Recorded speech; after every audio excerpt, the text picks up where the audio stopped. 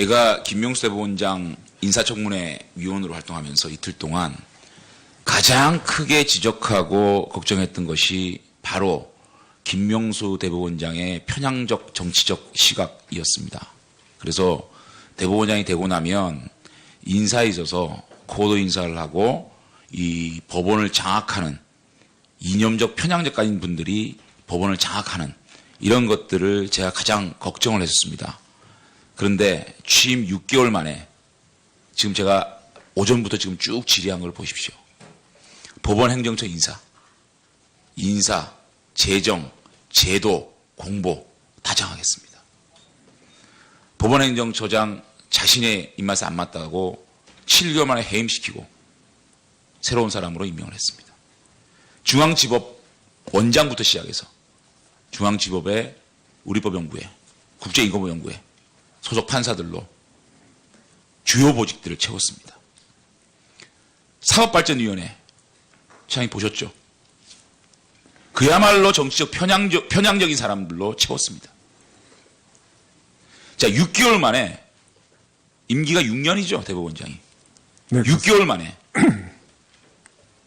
이렇게 편향적으로 법원을 무서운 속도로 장악해 나가고 있습니다. 모르겠어요. 장악해 나가고 있다는 말이 너무 정치적 발언인지 모르겠지만 자신과 비슷한 성향의 법관들로 요직을 채워나가고 있습니다. 인정하십니까? 위원님의 우리의 말씀은 충분히 경청할 바가 되고 오이밭에서 신발을 신지 않도록 다시 한번 유념해서 하도록 하겠습니다. 자, 그렇다면 제가 처장님한테 요구를 하고 싶습니다. 우리가 지금 사법개혁을 논하는 위원회이지 않습니까? 사법개혁을 하겠다는 의지를 대법원에서 보여달라. 사법발전위원회 11명 중에 7명을 누가 봐도 편향적인 정치적 편향성이 확실한 분으로 채웠다. 그러면 위촉한 분들을 해촉할 수는 없으니 조금 더 위원을 늘려서 편향성 논란을 없앨 용의는 없느냐. 11명 중에 7명이 이렇게 노골적으로 편향적인 인사로 채워진다는 게 우리 국민들이 봤을 때 그 사법발전위원회의 여러 가지 안에 대해서 수용을 하겠습니까? 아마 양측을 잘 고려해서 위원회 선정한 걸로 생각되지만 아니 저게 양측으로 고려한 거라고 지금 말씀하시면 이 국회 방송을 보고 있는 국민들이 어떻게 생각하실 거예요? 보십시오 한번. 응? 이거를 저희들이 분명한 편향성 논란을 지금 제가 편향성 논란에 대해서 논란이 됐습니다. 이 위원을 조금 늘려서라도 편향성 시비를 없애는 게 이 사법발전위원회가 잘 굴러갈 수 있는 가장 지름길이라고 생각하는데 이거 할 생각 없습니까? 사법발전위원회 규칙의 규정에 따라서 다시 한번 고려해 보십시오. 고려할 수 있으면 고려해 보겠습니다. 자, 그 다음에 이거 하나 분명히 이 대법원 입장에서 정권에 얘기해야 됩니다. 현역 판사가 청와대 비서관으로 가는 이 선례를 만든 거, 이거에 대해서는 분명한 입장을 말씀하셔야 됩니다. 김현 대한변협 회장, 언론, 그 다음에 익명의 게시판들, 판사 전용 게시판에 뭐라고 얘기하겠습니까? 대부분의 김 비서관의 처신에 동의할 수 없다는 내용이다. 현직 법관이 행정부 고위인사로 발탁되고 그에 응했다는 것 자체로 사법동물에 심대한 영향을 미친다고 생각한다. 이것이 제 얘기가 아니라 현직 판사들의 게시글입니다. 자, 부장판사 출신, 절차에 좀 하자가 있어도 괜찮다는 생각이 깔려있다. 전직 대한변협 회장 하창호 변호사, 사법부 자체 개혁을 요구했던 판사가 법복을 벗고 청와대에 가서 사법부를 개혁하겠다는 건 상권 분리의 기본 원칙을 훼손할 수 있다는 점에서 대단히 위험한 발상이다. 이것에 대해서 정말 처장님 한번 돌아가셔가지고 이런 전례는 남기면 안 됩니다. 우리 법원의 수치입니다. 어떻게 개개인이 판결을 한 법관이 일개 청와대 비서관으로 그렇게 좋다고 달려갑니까? 이렇게 법원을 수치심을 남기고 난 비서관이 지금 개헌 관련된 내용을 브리핑하고 있습니다. 그리고 사법개혁한다고 입법개혁 당하시겠습니까 그분한테? 얘기해 보세요. 네, 사법권은 청와대에 의해서 좌우될 수 있는 이런 성질이 아니라고 생각합니다. 안 챙겨하세요? 안 부끄럽습니까? 안 부끄러우세요? 그런 법관하고 같이 있어 법관을 했다는 게 정말 부끄러운 줄 알아야 됩니다. 이런 편파적인 인사에 대해서 37명이 법원행정처에 판사가 갈 수 있는 자리인데 거기에 9명, 10명 정도가 들어간 것이 편향 인사라고 보지 않는다라는 뉘앙스를 말씀하셨는데 맞습니까? 네, 그 전체 그렇게 말씀하셨잖아요. 예, 비율로 본다면 그렇게 높지 않다. 그 종전에도 우리법연구회 또는 국제인권연구회 회원 출신들이 다수가 자, 법원행정처에 있었습니다. 그러면 처장님께서 지금 행정처를 운영하시는데 예산, 인사, 윤리, 공보가 핵심 요직입니까? 등기, 전산, 행정, 안전관리가 요직입니까? 그 법원 그거를 예. 그렇게 분석을 해가지고 이성적으로 답변해 보세요. 지금 우리법연구에 인사, 윤리, 제도, 공보, 예산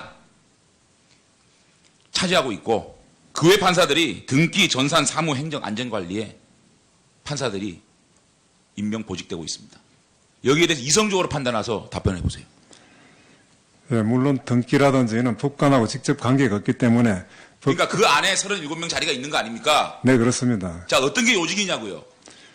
우리 법원 전체로 보면 요직이라 할 수 있지만 법관 개인으로 볼 때는 자, 법관 개인을 따지지 않고 법원 행정처에서 네. 이런 요직들을 그 사람들이 차지하고 있다는 얘기를 하는 겁니다. 네. 그거는 솔직히 자임해야 되는 거 아닙니까? 네, 제가 우리법연구회나 국제임무연구회 이분들을 불이익을 주라는 얘기는 아닙니다.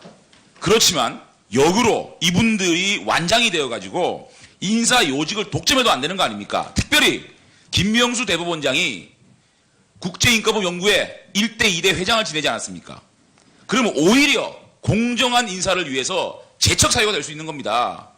오양나무 아래서 각근도 고쳐매지 마라.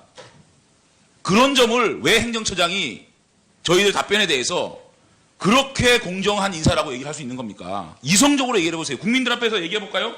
자, 기획, 윤리, 사법정책 총괄, 기획조정 이쪽에 우리법연구회 출신들이 요직을 차지하고 있고 행정, 사법등기, 전산정보관리 이런 쪽에 다른 판사들이 들어가 있는 겁니다.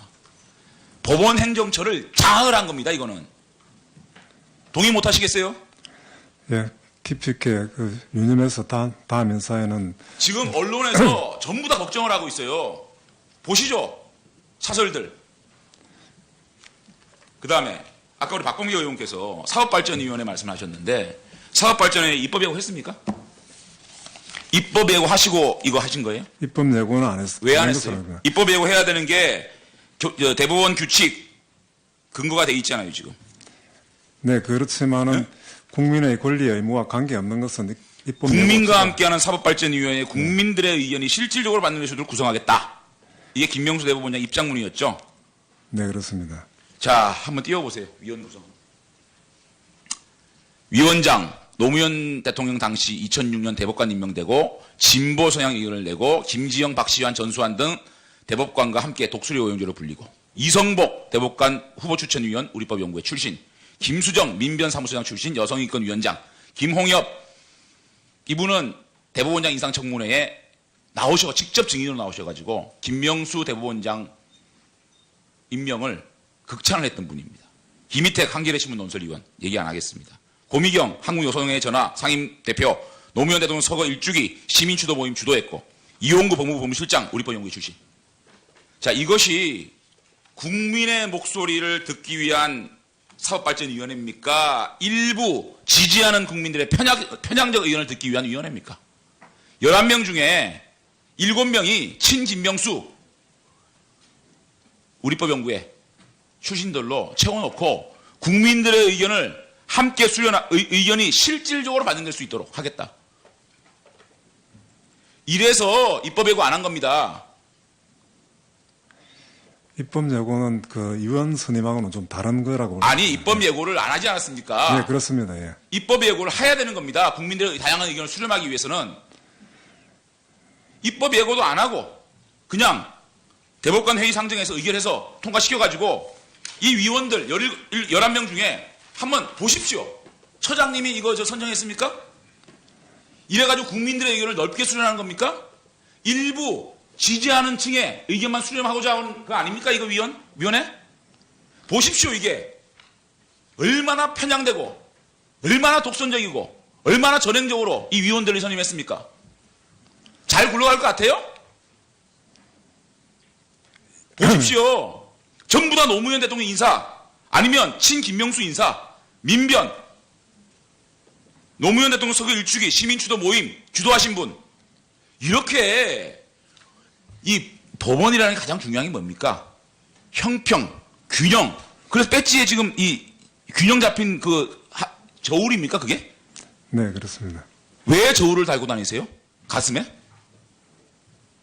다양한 국민들의 의견을 들어서 사법 발전에 의견을 수렴하겠다는 게 위원회죠. 네, 그런데 이렇게 편향적으로 인사해놓고 잘 하시겠습니다.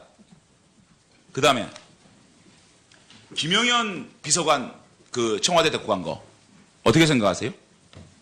저는 독립적으로 이 세상에 이게 독립적으로 법을 적용하고 이 판단하는 법관을 데려가는 사람이나 조아락으로 가는 사람이나 진정으로 법원 개혁을 생각하신다면 김영현 비서관 사퇴 요구하는 것이 저는 국민들 앞에 법원 개혁에 대한 의미가 있고 상징적인 증표라고 생각합니다. 김명수 대법원장께서도 부적절하다고 말씀하셨고 청문회 때 사퇴 요구를 하겠습니까? 고려해 보겠습니까? 그랬습니다. 현직 법관이 청와대 비서관으로 바로 가는 것이 정상적인 일입니까? 괜찮은 일이라고 생각하십니까? 바람직한 것은 아니라고 생각합니다. 바람직한 건 아니다. 네. 그러면 행정처장으로서 오늘 사퇴를 하는 것이 맞지 않느냐는 입장을 한번 말씀해 주세요. 김명수 대법원장도 자기가 대법원장이 되면 그것을 그 사퇴 요구를 고려해 보겠다고 말씀하셨어요. 근데 지금 묵묵부답입니다. 검찰이 바로 청와대에 간 거 가지고 청와대에 확인 가는 걸 그렇게 비판하는 사람들이 어떻게 하물 법관이 청와대 비서로 갑니까? 입장 한번 얘기해 보세요.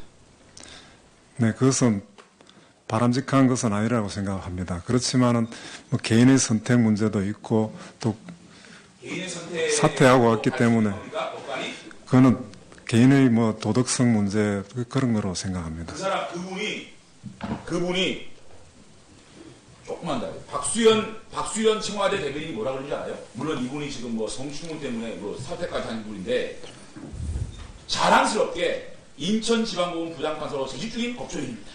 사법제도 개혁에 대한 의지가 남다른 여론이 반영됐습니다. 이렇게 김영현 비서관 임명할 때 논평을 낸 겁니다. 이분이 사법개혁에 대한 의지가 남다른입니까? 장관님 또 제보 충실히 하시죠. 그래서 이거 좀 얘기해 보세요. 네, 저는 그분에 대해서 잘 모르고 있습니다. 아니 모르는데 이런 논평이 적절하냐고요. 사법개혁에 의지가 남달라서 사법 적폐를 만드는 사람이 청와대 법무비서관이 됐습니다. 네, 좀 정리를 해주시죠. 예. 또 시간도 또 드릴 테니까요. 본인 의견을 얘기해 보세요. 처장 의견을. 법관이 바로 청와대 비서관을 간 게 잘 된 일인지. 예, 그것은 뭐 바람직한 것은 아니라고 제가 말씀드린 바가 있습니다. 네, 가시죠. 네. 장관님 수고하셨고요. 다음 마지막 순서로 진선미 의원님 질의하시겠습니다.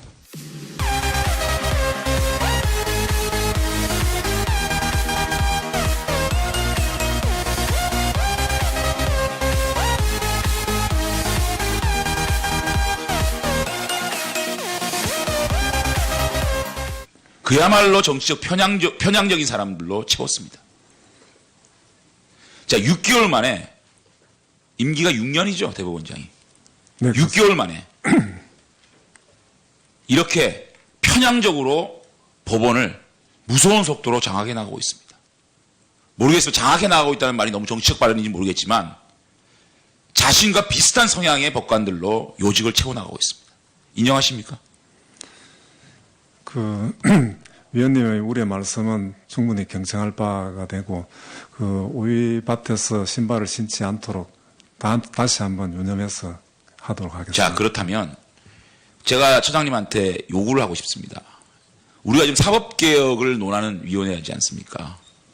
사법개혁을 하겠다는 의지를 대법원에서 보여달라. 사법발전위원회 11명 중에 7명을 누가 봐도 편향적인 정치적 편향성이 확실한 분으로 채웠다. 그러면 위촉한 분들을 해촉할 수는 없어. 다시 한번 고려해 보십시오. 고려할 수 있으면 고려해 보겠습니다. 자, 그 다음에 이거 하나 분명히 이 대법원 입장에서 정권에 얘기해야 됩니다. 현역 판사가 청와대 비서관으로 가는 이 선례를 만든 거. 이거에 대해서는 분명한 입장을 말씀하셔야 됩니다. 김현 대한변협 회장, 언론, 그 다음에 익명의 게시판들, 판사 전용 게시판에 뭐라고 얘기하겠습니까? 대부분의 김 비서관의 처신에 동의할 수 없다는 내용이다. 현직 법관이 행정부 고위인사로 발탁되고 그에 응했다는 것 자체로 사법동물에 심대한 영향을 미친다고 생각한다. 이것이 제 얘기가 아니라 현직 판사들의 게시글입니다.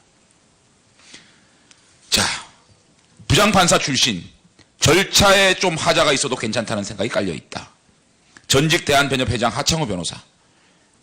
사법부 자체 개혁을 요구했던 판사가 법복을 벗고 청와대에 가서 사법부를 개혁하겠다는 건 상권 분리의 기본 원칙을 훼손할 수 있다는 점에서 대단히 위험한 발상이다. 제가 김명수 대법원장 인사청문회 위원으로 활동하면서 이틀 동안 가장 크게 지적하고 걱정했던 것이 바로 김명수 대법원장의 편향적 정치적 시각이었습니다. 그래서 대법원장이 되고 나면 인사에 있어서 고도 인사를 하고 이 법원을 장악하는 이념적 편향적가인 분들이 법원을 장악하는 이런 것들을 제가 가장 걱정을 했었습니다. 그런데 취임 6개월 만에 지금 제가 오전부터 지금 쭉 질의한 걸 보십시오. 법원 행정처 인사, 재정, 제도, 공보 다 장악했습니다. 법원 행정처장 자신의 입맛에 안 맞다고 7개월 만에 해임시키고 새로운 사람으로 임명을 했습니다. 중앙지법 원장부터 시작해서 중앙지법의 우리법연구회, 국제인권법연구회 소속 판사들로 주요 보직들을 채웠습니다. 사법발전위원회 차장님 보셨죠? 조금 더 위원을 늘려서 편향성 논란을 없앨 용의는 없느냐. 11명 중에 7명이 이렇게 노골적으로 편향적인 인사로 채워진다는 게 우리 국민들이 봤을 때 그 사법발전위원회의 여러 가지 안에 대해서 수용을 하겠습니까? 아마 양측을 잘 고려해서 위원회 선출한 걸로 생각되지만 아니 저게 양측으로 고려한 거라고 지금 말씀하시면 이 국회 방송을 보고 있는 국민들이 어떻게 생각하실 거예요? 보십시오 한번.